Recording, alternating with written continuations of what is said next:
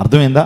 దేవుడు నీకు పరీక్షలు పెడుతున్నాడనంటే, ఆయన పరీక్షలు కండక్ట్ చేస్తున్నాడంటే నిన్ను ఉన్నతమైన స్థానానికి నడిపించాలని. పరీక్షలకు భయపడొద్దు, ఎగ్జామ్కి భయపడొద్దు. ఎగ్జామ్కి భయపడేటువంటి వారు ఎవరో వెనకాల నువ్వు ఫైల్స్ పట్టుకుని తిరగాల్సి వస్తుంది. కానీ ఎక్కువ ఎగ్జామ్స్ రాసినటువంటి వాడు ఉన్నతమైన స్థానానికి చేరుకుంటాడు. మీరు పరిశుద్ధ గ్రంథాన్ని ఒకసారి ఆలోచించేయండి. యోబు ఎన్ని పరీక్షలు రాశాడు, యోసేపు ఎన్ని పరీక్షలు రాశాడు, దావీదు ఎన్ని పరీక్షలు రాశాడు, అపోస్తలుడైన పౌలు ఎన్ని పరీక్షలు రాశాడు. పరీక్షలు ఎక్కువ రాసినటువంటి వారే ఏమంటే బోర్డులకు ఎక్కుతారు. ఇంకో మాటలో చెప్పాలంటే అందరికీ ప్రదర్శనకి ఏం చేయబడతారు, వాళ్ళు నిలబడతారు. అనేక మందికి ఆదర్శప్రాయంగా ఉంటారు. వారి జీవితంలోంచి మనం నేర్చుకోవడానికి ప్రయత్నం చేస్తాం. వారు మనకి ఆ ఇన్ఫ్లుయెన్సర్స్గా వారు మారుతారు. వారు అనేక మందిని ప్రభావితం చేస్తారు. కాబట్టి నా ప్రియదేవుడు, నాకు మా ఆత్మ ఆరిపోకుండా ఉండాలంటే ఎన్ని విషయాలు తెలుసుకున్నాం మనం. యూస్ఫుల్గా ఉందని నేను చెప్పే 4 పాయింట్స్ ఇంట్రడక్షన్గా చెప్పాను నేను. చెప్పండి, మనలో ఉన్న ఆత్మ ఆరిపోకుండా పరిస్థితులను బట్టి మనము రెస్పాండ్ అవ్వం. వాతావరణాన్ని బట్టి మన ఆరాధన జీవితం ఆధారపడదు, లేకపోతే మనుషుల్ని బట్టి మన ఆరాధన జీవితం ఆధారపడదు. మనుషుల్ని బట్టి కాదు, వాతావరణాన్ని బట్టి కాదు, పరిస్థితులను బట్టి కాదు, ప్రభావాలను బట్టి కాదు. మన యొక్క ఆత్మీయ జీవితం, దేవునితో నడిచేటువంటి అనుభవం, వీటి మీద భౌతికపరమైనటువంటి దేని యందు మన ఆధ్యాత్మిక జీవితాలు ఆధారపడవు. కానీ మన ఆధ్యాత్మిక జీవితాలు దేవునితో ముడిపెట్టబడి ఉంటాయి. హల్లెలూయా. మన ఆరాధన దేవునితో ముడిపెట్టబడి ఉంటుంది. ఒకవేళ వాతావరణం సరిగ్గా లేకపోయి ఉండొచ్చు, పరిస్థితులు సరిగ్గా లేకపోయి ఉండొచ్చు, నీ జీవితంలో సమస్యలన్నీ కూడా దొమ్మిగా నీ జీవితంలోకి రావచ్చు, నీ జీవితంలో అడ్డంకులు నీ జీవితంలోకి రావచ్చు. కానీ నీ ఆరాధన, దేవుని ఆరాధించే విధానం మారదు. Praise God. Hallelujah, hallelujah. యోబు జీవితం చూసారా? ఎక్కడన్నా కదిలించబడ్డా? సాతానుగాడు షేక్ చేసి పాడేశాడు ఎవరిని? యోబుని. ఎక్కడైనా సరే యోబు తన విశ్వాసాన్ని కోల్పోయాడా? ఏ పరిస్థితులైనా సరే తన నిరీక్షను కోల్పోయాడా? ఏ పరిస్థితులైనా సరే దేవుని విడిచిపెట్టేశాడా? నిజంగా శ్రమల్లోనే ఇంకా దేవునికి దగ్గర అయిపోయాడు. హల్లెలూయా. శ్రమల్లోనే ఇంకా దేవునికి దగ్గర అయిపోయాడు. ఎందుకు తెలుసా? శ్రమల్లో ఒంటరితనం ఉంటుంది. ఏముంటుంది? శ్రమలో నీకు ఎవరు తోడుండరు, అందరూ నిన్ను విడిచిపెట్టి వెళ్ళిపోతారు. ఆ టైంలో దేవునికి దగ్గర అవ్వడానికి శ్రమలే నీ జీవితంలో చాలా చాలా గొప్ప ఆస్కారాన్ని ఇస్తాయి. స్తోత్రం చెప్పండి. హల్లెలూయా. శ్రమల్లో ఇంకా దేవునికి దగ్గరగా మనం చేరగలుగుతాం. శ్రమల్లో దేవుని యొక్క లాంగ్వేజ్ని, ఆయన భాషను బాగా అర్థం చేసుకుంటాం. హల్లెలూయా. దేవునితో సంభాషణ, దేవునితో సహవాసం, శ్రమల్లో దేవుడు అనేకమైన గొప్ప పాఠాలు మనకు నేర్పించేస్తాడు. Amen, amen. Praise God. Hallelujah. కాబట్టి ఈ శ్రేష్టమైన సమయంలో శ్రమలు మన జీవితాల్లో గొప్ప దీవెనను, ఆశీర్వాదాన్ని ఇస్తాయని ఖచ్చితంగా మనం తెలుసుకోవాలి. సో క్లుప్తంగా దేవుని వాక్యాన్ని మనం విందాం. ఆల్రెడీ నేను వాక్యాన్ని మీతో పంచుకున్నాను. ఆల్రెడీ 4 విషయాలు మనం విన్నాం. ఇంకా నేను ఎక్కువ సమయం దేవుని వాక్యాన్ని కాదని ఒక చిన్న మాటను మీ ముందు ఉంచడానికి నేను పరిశుద్ధాత్మ చేత ప్రేరేపించబడుతున్నాను.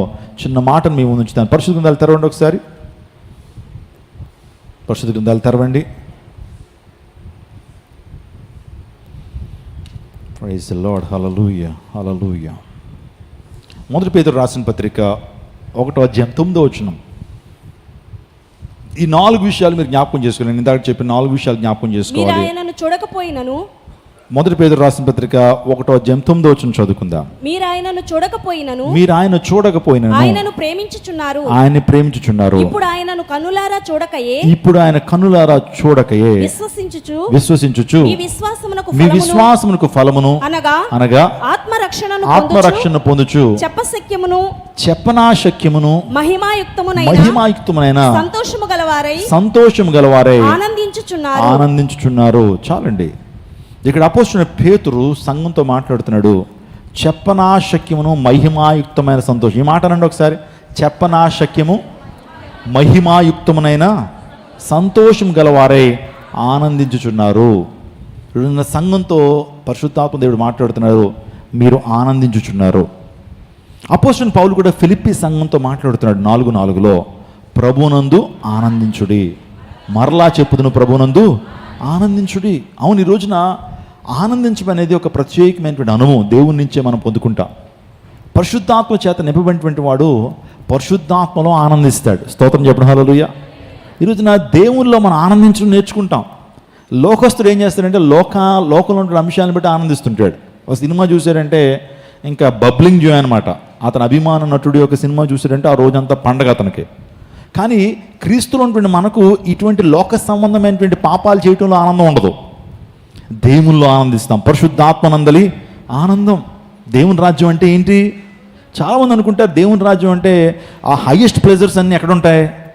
దేవుని రాజ్యంలో ఉంటాయి. అంటే పరలోక రాజ్యంలో ఇక్కడ అనుభవించినటువంటి ఆనందాలన్నీ అక్కడ దొరుకుతాయనేటువంటి ఆ సిద్ధాంతాన్ని చాలామంది ప్రవేశపెట్టడం మొదలుపెట్టారు. ఒక గ్రంథం ఉంది, ఆ గ్రంథంలో ఆ దేవుని కోసం మీరు ఆ పరిశుద్ధ యుద్ధంలో గనక మీరు పార్టిసిపేట్ చేస్తే దాన్నే జిహాద్ అని అంటుంటారు వాళ్ళు.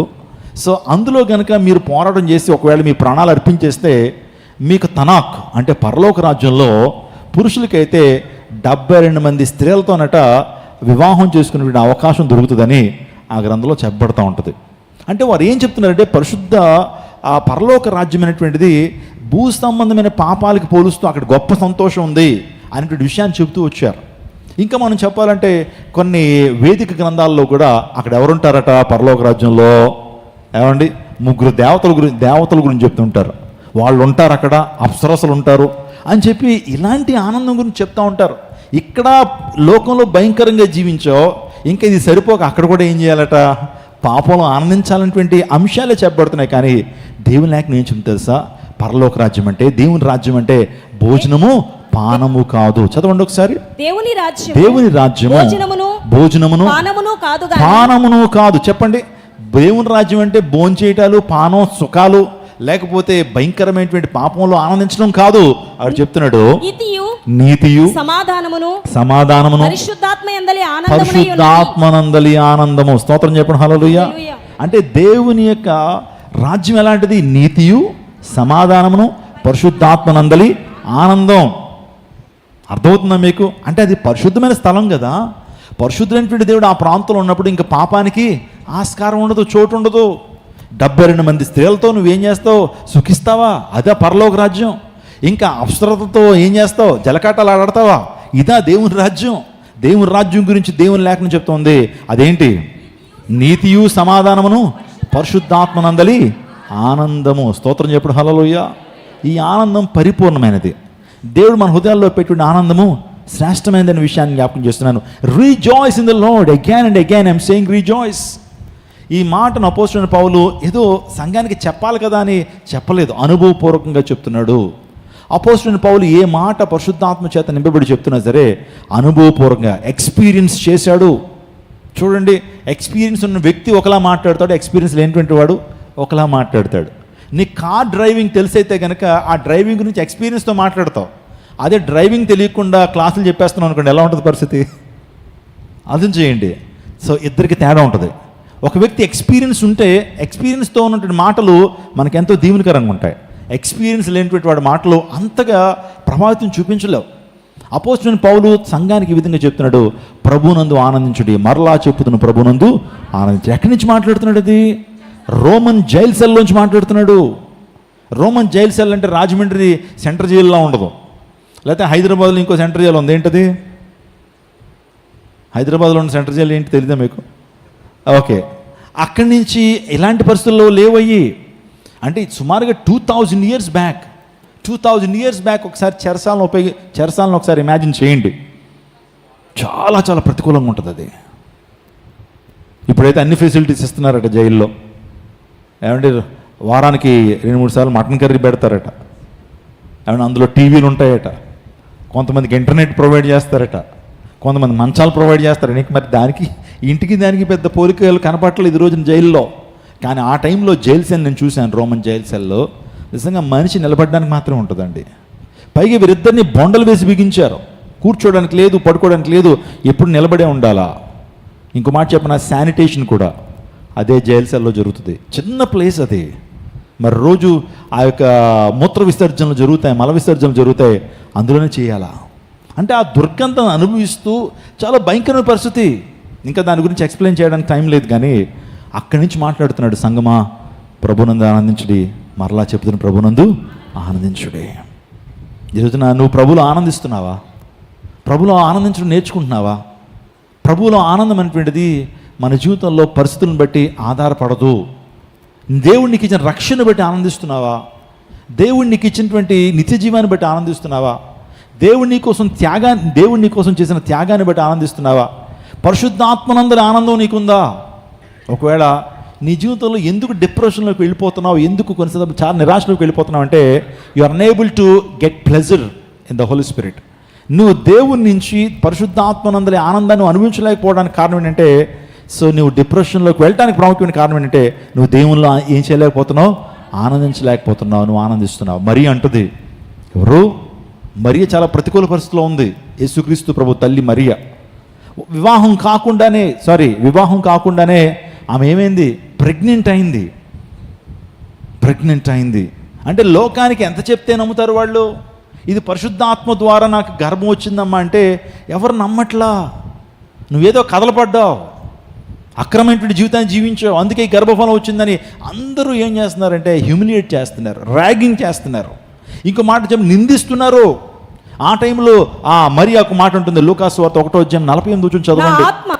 లూకాసు వార్త 1:48 నా ఆత్మ నా రక్షకుడైన దేవుని యందు ఆనందించెను. ఏమండి? నా ఆత్మ నా రక్షకుడైన దేవుని యందు my spirit rejoice in God my saviour. నా ఆత్మ నా దేవుని యందు ఆనందించున్నది. ప్రైజ్ గాడ్, హల్లెలూయా. తన ముందు ఒక కష్టతరమైన ప్రయాణం ఉంది. తన ముందు చాలా కష్టతరమైన ప్రయాణం. ఆ నింద మోస్తూ ఉండాలా, జీవితాంతం ఆ నింద ఆమె మోస్తూ ఉండాలా. ఒక మాట చెప్పండి, no matter what things happening around you, నీ చుట్టూ ఏం జరుగుతున్నాయనేటువంటిది నీకు సంబంధం ఉండదు. దేవుళ్ళు నువ్వు ఆనందిస్తావు. ప్రైజ్ లార్డ్, హల్లెలూయా. ఈరోజు నా పాపలు ఆనందిస్తుంటారండి. మనిషి ఈ రోజున ఆనందం ఎలాంటిదంటే, తన జీవితంలో లాభం వచ్చినప్పుడు ఆనందిస్తాడు, తన జీవితంలో ఏదన్నా వచ్చినప్పుడు ఆనందిస్తాడు, పోయినప్పుడు విచారిస్తుంటాడు. తన జీవితంలో తనకు అనుకున్నవన్నీ మంచిగా జరుగుతున్నప్పుడు ఆనందం, కానీ తనకు అనుకున్నవి జరగనప్పుడు విచారం. లోకంలో సంతోషం అలాంటిదే. మా తాతయ్య గారి గురించి మీకు చెప్తా ఉంటాను. మా తాతయ్య గారి పేరు సత్యనారాయణ. ఆయన భయంకరమైన డ్రంకర్డ్ అనమాట, బాగా త్రాగేవాడు. ఆయన అనుభవం ఏంటంటే, మా తండ్రి గారు చెప్తారు, ఆయన త్రాగుబోతనంతో పాటుగా పేకాట కూడా ఆడేవాడు, బాగా గ్యాంబ్లర్ అనమాట. ఆస్తినంతా కూడా అలాగే పేకాట, బ్రాకెట్ ఆట, కోడిపందాలు, చిత్తులాటలు వీటిలో పెట్టేశాడనమాట. అంటే ఒక వ్యసనము మరొక వ్యసనానికి ఏం చేస్తుంది? దారితీస్తుంది. వ్యసనం అనేటువంటిది అది అక్కడితో ఆగిపోదు. దానికి మళ్ళీ ఏముంటుంది? కొన్ని యాడింగ్స్ ఉంటాయి, టాప్అప్స్ ఉంటాయి, సైడ్స్ అంటారు కదా. హోటల్కి వెళ్ళినప్పుడు ఆ మెయిన్ కోర్స్తో పాటు ప్రక్కనే ఉంటాయి. మనం ఇడ్లీ ఒకటే తీసుకుంటామా, ఇడ్లీతో ఏముంటాయి? చట్నీలు ఉంటాయి. బిర్యానీ ఒకటే తీసుకుంటామా, ఆ బిర్యానీతో మరలా ఏంటి? పెరుగు చట్నీ, రైతా, ఇంకేంటి, ఇంకా ఇవన్నీ కదా, వాటిని సైడ్స్ అంటారు అన్నమాట. నువ్వు ఒక పాపానికి అలవాటు పడ్డామంటే దానికి సైడ్స్ కూడా ఉంటాయి. అవి మెల్లమెల్లగా అవన్నీ కూడా ఒక పాయింట్ ఆఫ్ టైం వచ్చేటప్పటికి నువ్వు ఒక పాపాల ఏమైపోతూ ఉంటుంది, నీ శరీరము ఒక మ్యూజియం అయిపోద్ది. అందరూ బయట జాగ్రత్త. సో ఆయనకి ప్యాకెట్ ఆడే అలవాటు ఉంది. మరి ప్యాకెట్లో అప్పుడప్పుడు డబ్బులు వస్తాయి రావా? ఏమండి, పాపం సాతాను గడు అప్పుడప్పుడు నీకు ఏం చేస్తాడంటే పాపంలో కొద్దిగా సంతోషాన్ని పెడతాడు. ప్యాకెట్ ఆడుతున్న వాడికి అప్పుడప్పుడు ఏమొస్తాయి? డబ్బులు వస్తాయి. కానీ అల్టిమేట్గా చూసుకుంటే డబ్బులు పోయేటువంటి వ్యాపారమే అది. ఏ జూదమైనా సరే మొదట ఏమిస్తుంది? మొదట కొన్ని డబ్బులు వస్తాయి. మోసగాళ్ళు కూడా ఏం చేస్తారంటే మొదట నీకు అలవాటు చేయడం కొరకు డబ్బులు వేస్తూ ఉంటారు. చాలా సైబర్ క్రైమ్స్ మనకు తెలుసు కదండి. మొదట్లో డబ్బులు వేస్తారట, వాళ్ళే వేళల్లో ఏం చేస్తారంటే నువ్వు అనుకుంటావు వచ్చేస్తుంది బాగానే ఉందని చెప్పి లక్షల్లో ఇన్వెస్ట్ చేస్తావు, లక్షల్లో పోతుంది. సో సాతానుగా టెక్నిక్ అది.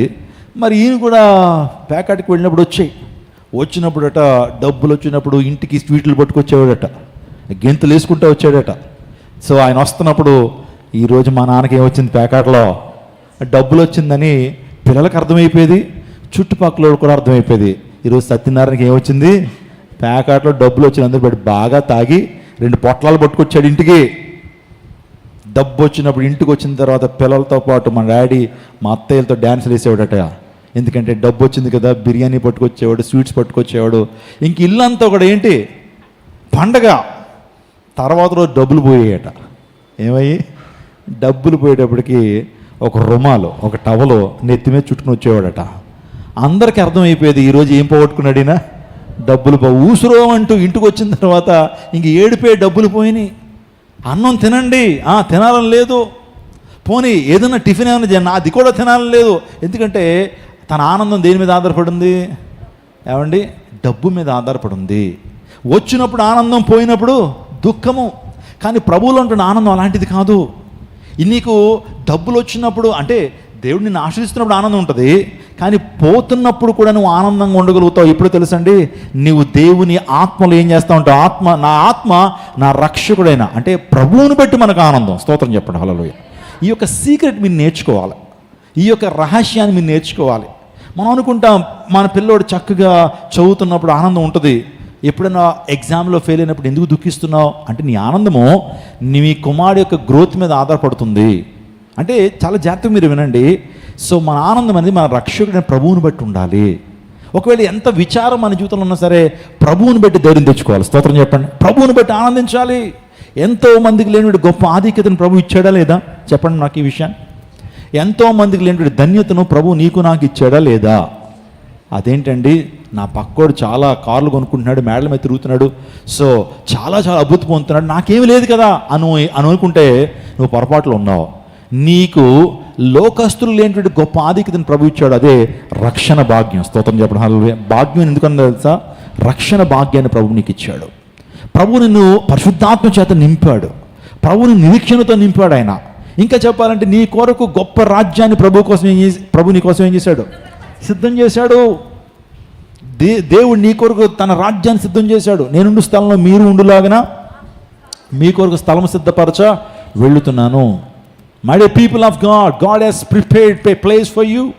దేవుడు నీ కొరకు గొప్ప స్థలాన్ని ఏం చేశాడు, సిద్ధం చేశాడు. అది ఎక్కడా సాక్షాత్తు ఆయన ఇంటిలో, సాక్షాత్తు ఆయన రాజ్యంలో, ఆయనకి దగ్గరగా, ఆయన సింహాసనం దగ్గరలోనే దేవాదేవుడు నీకు తన నివాసాన్ని ఏర్పాటు చేశాడు. సో ఎప్పుడు కూడా విచారించడానికి మన జీవితంలో ఆస్కారం ఉండటానికి వీల్లేదు. ప్రభువుని బట్టి ఏం చేయాలి, ఆనందించాలి. నా ప్రియ దర్శనాగమా, మన జీవితాల్లో ప్రభువుని బట్టి దేవుడు మనందరినీ కూడా, so he had made us set apart, మనందరినీ కూడా ఆయన వేరు చేశాడు. స్తోత్రం చెప్పండి, హల్లెలూయా. మనం ఎవరం, ఇక్కడ కూర్చున్నటువంటి వారు అందరం ఎవరని చెప్పండి. లోకము నుంచి మన దేవుడు మనల్ని ఏం చేశాడు, వీఆర్ సెట్ అపార్ట్. ఈ మాట అంటే సెట్ అపార్ట్ అని అంటే ఒకసారి, సెట్ అపార్ట్ అంటే పరిశుద్ధాత్మ ద్వారా మనం ఏం చేయవచ్చు, ప్రత్యేకించబడ్డాం. చదువుతారు ఒకసారి, మనం దేవుని లేఖనం చెప్తున్నప్పుడు పరిపూర్ణ ఆనందం ఎలా సాధ్యపడుతుంది అని ఆలోచన చేస్తే, దేవుడు మన జీవితాల్లో ఆయన ప్రత్యేకపరిచాడు. మనము రాజులైన యాజక సమూహం, దేవుని సొత్తైన ప్రజలం, ఆయన రక్తం చేత కడగమైనటువంటి సమూహము, రాజులైన యాజక సమూహం అని దేవుని లేఖనం సెలవిస్తూ ఉంది. నా ప్రియదర్శనానికి మన జీవితాల్లో సో ఆనందానికి రహస్యాలు ఏంటని ఆలోచన చేస్తే, పరిపూర్ణ ఆనందము ఎలా సాధ్యమంటే మన జీవితాల్లో ప్రత్యేకమైనటువంటి జీవితాన్ని జీవించడం ద్వారా, పరిశుద్ధాత్మ దేవుడు మనకి ఇచ్చినటువంటి గొప్ప అనుభవం ఏంటంటే ప్రత్యేకమైనటువంటి జీవితాన్ని జీవించడానికి. We are being separated from this world. ఈ లోకంలో మనం ఎవరని ఆలోచన చేస్తే, వాట్ ఈజ్ అవర్ ఐడెంటిటీ అని ఆలోచన చేస్తే, మనం ప్రత్యేకించబడినటువంటి వారము. స్తోత్రం చెప్పండి. ప్రత్యేకించబడటం ద్వారా మనకి లాభం ఉందా లేదా? లోకం నుంచి ప్రత్యేకించబడాలి, లోకం నుంచి సెపరేట్ చేయబడాలి, అప్పుడే మన జీవితంలో ఆశీర్వాదం. మీలో చాలామంది దేవుని దీవెని పొందుకోవాలని ఆశపడుతున్నారు, దేవునికి అభిషేకాన్ని పొందుకోవాలని ఆశపడుతున్నారు, దేవుని కోసం మండాలి ప్రజ్వలించాలని ఆశపడుతున్నారు కదా. ఒక జీవితాన్ని నువ్వు జీవించడం మొదలు పెట్టాలి, అదే ప్రత్యేకమైన జీవితం, ఏ సెపరేటెడ్ లైఫ్. ప్రత్యేకించబడినప్పుడే మన జీవితాల్లో ఆశీర్వాదం. చూడండి, ఉప్పు తయారు చేసే విధానం తెలుసా మీకు? మనకి చీరాల, బాపట్ల ఈ ప్రాంతాలకు వెళ్తే చాలా ఉప్పు పంటలు ఉంటాయి, అంటే ఉప్పు పొలాలు ఉంటాయి. అదేంటండి, ఉప్పుని ఏమన్నా భూమిలో వేసి పండిస్తారా అంటే, సముద్ర జలాలని, సముద్ర నీటిని ఏం చేస్తారు, కొన్ని మడుగుల్లోకి తరలించినప్పుడు ఆ మడుగులో నీళ్లు, సముద్రపు నీళ్లు అవి ఆవిరి అవ్వటం ద్వారా, ఎవాపరేట్ అవటం ద్వారా, సో ఆ సముద్రపు నీటిలో ఉన్నటువంటి ఆ యొక్క ఘన పదార్థం ఏదైతే ఉందో, ఆ సబ్స్టెన్స్ ఏదైతే ఉందో, అదే ఉప్పు. తెల్లగా ఉంటుంది. చూడండి, ఉప్పు రుచికరంగా ఉంటుంది, ఉప్పు మనకెంతో మేలు చేస్తుంది. ఇంక ఉప్పు గురించి చెప్పాలంటే చాలా ప్రయోజనాలు ఉన్నాయి. ఉప్పు రుచినిస్తుంది, ఉప్పు తెల్లగా ఉంటుంది. ఇంకో మాట చెప్పాలంటే ఉప్పు పదార్థాన్ని ఏం చేయనివ్వదు, పాడు చేయదు, అంటే కుళ్ళిపోనివ్వదు. ఇంకో మాట చెప్పాలంటే ఉప్పు అట దురాత్మ శక్తులు రానివ్వకుండా ఉప్పుని ఏం చేస్తారట, వాడతారని కొన్ని కల్చర్స్లో చెప్తుంటారు కదా. వాస్తవానికి కొన్ని రష్యా అనే ప్రాంతంలో కావచ్చు, జర్మనీ ప్రాంతంలో ఏం చేస్తారంటే ఉప్పు మూటను తీసుకెళ్ళి గుమ్మం దగ్గర పెడతారట. ఎందుకంటే ఆ ఇంట్లోకి ఏమి రావని, దురాత్మలు రావని. ఇంకా మన భారతదేశంలో కూడా కల్చర్ ఉంది. దిష్టి తీయడానికి ఏం చేస్తారు చాలామంది, బొగ్గులు తీసుకుని ఆ బొగ్గులు ఏమేస్తారు, ఉప్పు వేస్తారు. అలా చేస్తేనట దురాత్మ ఇంట్లోంచి వెళ్ళిపోతుంది, పారిపోతుంది. ఇంకా చెప్పాలంటే చాలా చాలా విషయాలు. వాస్తవానికి ఈ యొక్క సోడియం క్లోరైడ్ అని అంటారు. ఇంకో మాటలు చెప్పాలంటే అసలు శాలరీ అనే మాట ఎలా వచ్చిందంటే సెలారియం అనేటువంటి పదం నుంచి వచ్చింది. శాలరీ అనే మాట ఎక్కడి నుంచి వచ్చింది? సెలారియం. సెలారియం అంటే ఉప్పు అనమాట. అంటే పూర్వదినాల్లో రోమన్ సైనికులకి నెల అయ్యేటప్పటికి ఇంత బస్తా ఉప్పు ఇచ్చేవారట. అంటే డబ్బుకు బదులుగా ఏమి ఇచ్చేవారు? ఉప్పు. ఉప్పు కూడా ఎలా అంటే దాన్ని అమ్ముకోవడం ద్వారా వారు ద్రవ్యాన్ని పొందుకుంటారు. పూర్వదినాల్లో ఉప్పుని ఎలా వాడేవారు? శాలరీగా. ఆ సెలారియం అనేటువంటి మాట నుంచే శాలరీ అనే పదం వచ్చింది. ఆ ఉప్పు నుంచే ఆ యొక్క మాట వచ్చిందని చాలామంది చెప్తుంటారు. చూడండి, ఉప్పు ప్రత్యేకించబడింది కాబట్టి, సముద్రం నుంచి నీళ్లు ప్రత్యేకించబడి బయటకు వచ్చింది కాబట్టి ఉప్పుగా మారింది, ప్రయోజనకరంగా ఉంది. నీవు నేను కూడా లోకం నుంచి ప్రత్యేకించబడినప్పుడే, నీవు నేను కూడా లోకం నుంచి సెపరేట్ చేయబడినప్పుడే దేవుడు మనల్ని వాడుకోవటం మొదలు పెడతాడు. దేవుడు మనల్ని దీవించడం మొదలు పెడతాడు. నలుగురితో వెళ్ళిపోయేటువంటి జీవితాలు ఆశీర్వాదకరంగా ఉండవు. నలుగురితో వెళ్ళిపోవడం అంటే చాలామంది అంటారు నలుగురితో వెళ్ళిపోవాలండి, నలుగురితో నతానియేలు అంటారు. ఆ తర్వాత కులంతో కొర్నేలియస్ అంటారు. అంటే వాస్తవానికి వేరే పేర్లు అనుకోండి, ఆ పేర్లు మనకి ఎందుకని ఒక క్రైస్తవ బోధకుడు ఈ విధంగా అన్నాడు, నలుగురితో నారాయణ, కులంతో గోవింద అన్నారు. కానీ మనకు కూడా ఉండాలి క్రైస్తవ జీవితంలో, నలుగురితో పాటు వెళ్ళిపోవాలా. నలుగురితో ఏంటి? నతానియేలు కులంతో కొర్నేలియస్ అన్నాడు ఒక దేవుని సేవకుడు. సో నలుగురితో వెళ్ళిపోవడం కాదు మన జీవితాల్లో, మనం నిలబడాలి దేవుని కోసం. హల్లెలూయా. అందరూ అటే వెళ్ళిపోతున్నారండి, అందరూ కూడా ఆ పాపంలో జీవిస్తున్నారండి, అందరూ భయంకరమైనటువంటి రీతిలో బ్రతుకుతున్నారు. అది వారికి తప్పుగా అనిపించట్లేదు.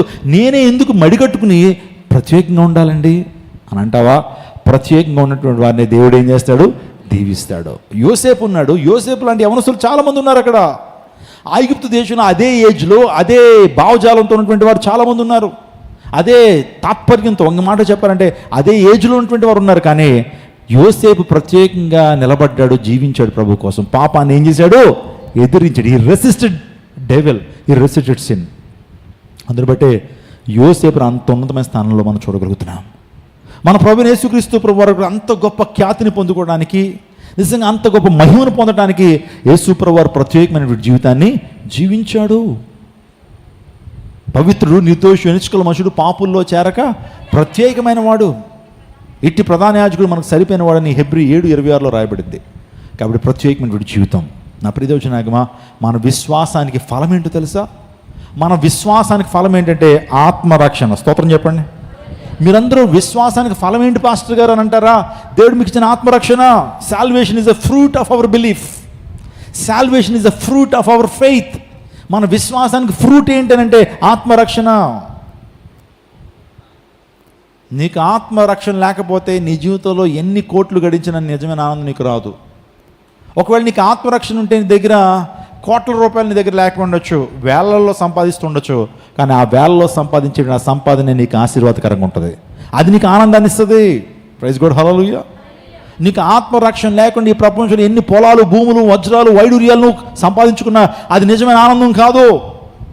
నీ ఒకవేళ నువ్వు ఆత్మరక్షణ కలిగి ఉండి నీ దగ్గర వజ్రాలు, వైడూర్యాలు, పొలాలు, భూములు, ఆస్తులు, వెండి బంగారాలు నీ దగ్గర లేకపోయినా దేవుడిచ్చేటువంటి పరిపూర్ణ ఆనందం నీలో ఉంటుంది. స్తోత్రం చెప్పండి, హల్లెలూయా.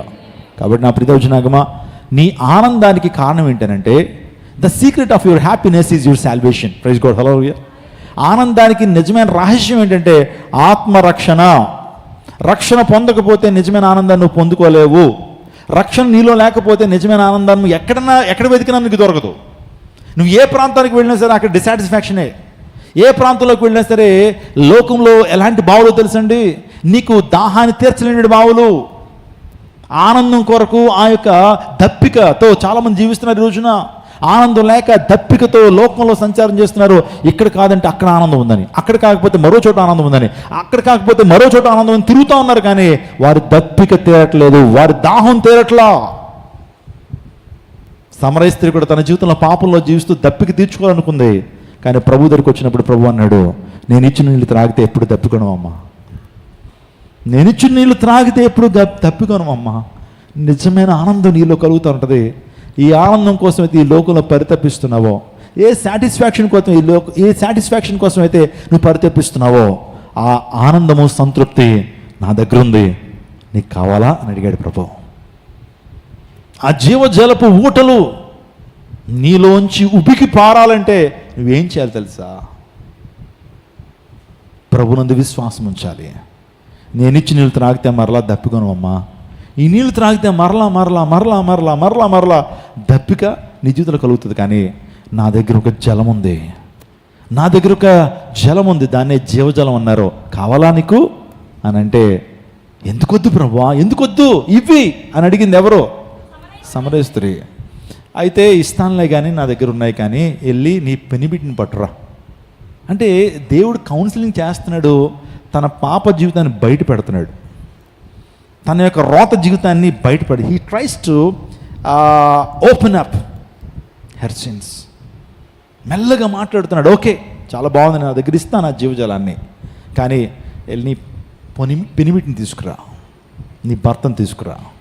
Unfortunately she has 5 husbands. She doesn't know clarity about her life. ప్రభు అయితే పోయి నీ పనిమిటిని తీసుకురా అని దేవుడు మెల్లగా మెల్లగా మెల్లగా మాట్లాడుతూ తన హృదయాన్ని అంతా కూడా బయట పెట్టాడు. ఆ బయట పెట్టి తనకు ఒక విషయం అర్థమైపోయింది. నేను చేసిన నాతో చెప్పిన మెస్సయ్య ఈయనే. మొదట్లో ప్రభు గురించి తన ఒపీనియన్ వేరు, మొదట్లో తనకున్నటువంటి అభిప్రాయం వేరు.